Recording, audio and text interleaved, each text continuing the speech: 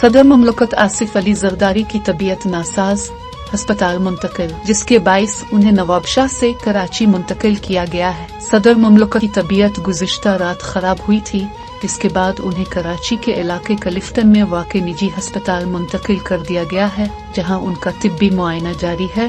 صدر آصف زرداری گزشتہ روز انفیکشن اور بخار میں مبتلا ہوئے تھے، جس کے باعث وہ زرداری ہاؤس نواب شاہ میں پارٹی کارکنوں اور رہنماؤں عید بھی نہیں مل سکے تھے۔ صدر آصف زرداری کو گزشتہ رات کراچی منتقل کیا گیا تھا، جہاں کلفٹن میں واقع نجی ہسپتال میں ان کا علاج جاری ہے۔ قانون نافذ کرنے والے اداروں نے ہسپتال کے اطراف سیکیورٹی کے انتظامات سنبھال لیے ہیں۔